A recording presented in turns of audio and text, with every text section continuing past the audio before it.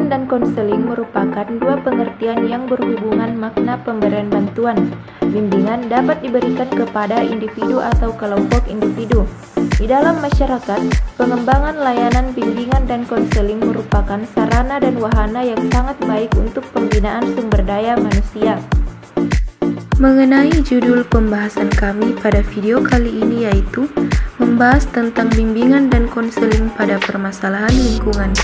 Adapun poin-poin pembahasan yang akan kami bahas yaitu yang pertama permasalahan lingkungan, yang kedua perilaku yang menyebabkan permasalahan lingkungan, yang ketiga sikap dan kegiatan peduli lingkungan.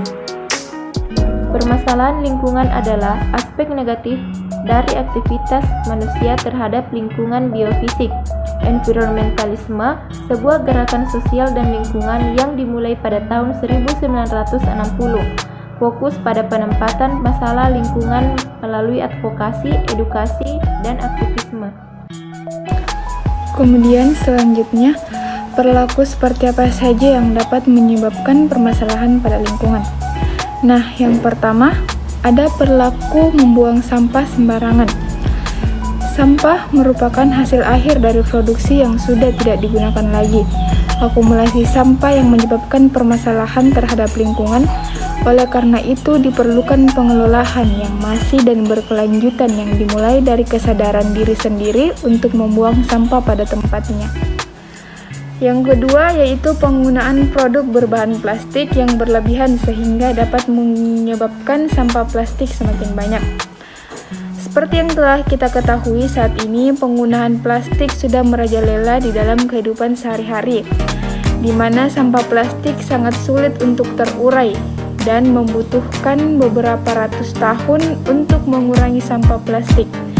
Maka dari itu, keputusan yang bijak adalah dengan meminimalisir penggunaan sampah plastik dalam kehidupan sehari-hari. Yang ketiga, merusak tanaman sekitar atau menebang pohon sembarangan. Tanaman memiliki daun hijau yang berfungsi sebagai penghasil oksigen. Tentunya semakin banyak tanaman, maka semakin bagus terhadap lingkungan. Kemudian selanjutnya yang keempat yaitu menangkap ikan menggunakan racun. Nah, menangkap ikan dengan menggunakan racun dapat merugikan sumber daya perairan yang ada karena dapat menyebabkan ikan kecil maupun ikan besar mabuk, kemudian dapat menyebabkannya menjadi mati. Nah, selain itu juga dapat membuat perairan tersebut tercemar oleh racun yang digunakan. Adapun cara bersikap peduli terhadap lingkungan yang dapat dilakukan yaitu dibutuhkan kesadaran diri untuk peduli terhadap lingkungan.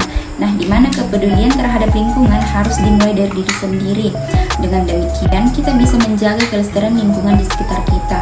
Dan jangan lupa juga untuk turut serta mengajak warga setempat yang tinggal di sekitar kita untuk turut bahu-membahu dalam menjaga kelestarian lingkungan. Nah, lalu kegiatan seperti apa yang harus dilakukan untuk menjaga lingkungan? Yang bisa kita lakukan yang pertama yaitu menanam kembali hutan yang gundul, mengurangi pembakaran sampah, tidak membuang sampah sembarangan, mengolah sampah organik dan non-organik, serta turut ikut kerja bakti membersihkan lingkungan. Nah, dari kepedulian kita terhadap lingkungan untuk mencegah permasalahan lingkungan akan bernilai positif terhadap lingkungan karena membuat udara di sekitar lingkungan menjadi lebih baik. Lingkungan jauh atau terhindar dari berbagai macam penyakit, terhindar dari ancaman banjir, dan lingkungan menjadi rapi dan nyaman untuk ditempati.